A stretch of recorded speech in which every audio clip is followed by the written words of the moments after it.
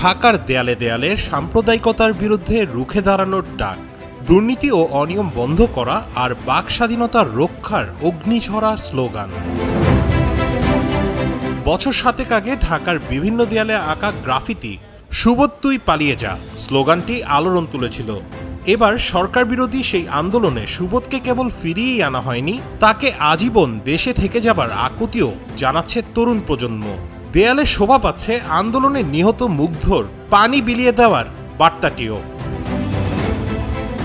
ব্যস্ত সড়কে দেয়ালে দেয়ালে রং ও তুলির আঁচড়ে ফুটিয়ে তোলা হয়েছে প্রতিবাদ, দেশপ্রেম, সাম্যের বার্তা।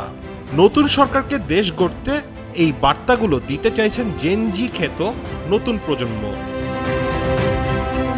আমরা পাহাড়ি উন্নয়নে শিক্ষা ব্যবস্থা হোক এটা চাচ্ছি, কারণ আমাদের দেশে ম্যাক্সিমাম স্টুডেন্টদের মেন হচ্ছে যে আমাদের শিক্ষিত হওয়া দরকার। বর্তমানে শিক্ষা ব্যবস্থা যতটা উন্নয়ন, এটাই হচ্ছে আমরা তুলে ধরতেছি। নতুন সরকার যেন এরকমের এই চিত্রধারা আমাদের দেশকে চালায় আর আমাদের কথা বুঝতে পারে। দেওয়ালের মাধ্যমে অনেক চিত্র আছে, জনগণরা যেন আমাদের এই প্রতিবাদের যে ভাষাটা বুঝতে পারে এবং রাষ্ট্রকে সুন্দরভাবে গঠন করার জন্য আমাদের সাথে একত্রিত হয়ে কাজ করতে পারে। স্কুল কলেজ পড়ুয়া শিক্ষার্থীরা চাঁদা তুলে বা স্কুলের অর্থায়নে সকাল থেকে রাত পর্যন্ত আঁকছে দেয়াল চিত্র।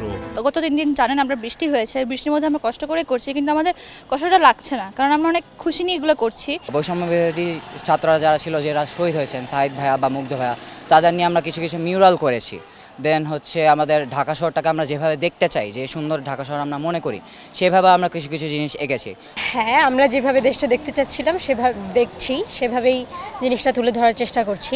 এখানে জেনজি নিয়ে, তারপরে বাংলাদেশ পুকি পার্টি, এরকম করে আমরা মজা করেও, যেগুলা মানুষকে কখনো মজা করে দেখবে না মানুষরা, সেরকম করে আমরা দেয়াল চিত্রগুলো করার চেষ্টা করছি। মানে নিজের সব কিছু আর কি, কেউ কোনো কারো কথায় কেউ আঁকছে না।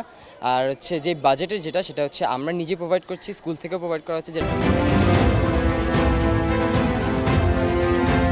অসাম্প্রদায়িক আর দুর্নীতিমুক্ত বাংলাদেশ গড়ার প্রত্যাশাই এই শিক্ষার্থীদের। রাশেদ আনিস, 71, ঢাকা।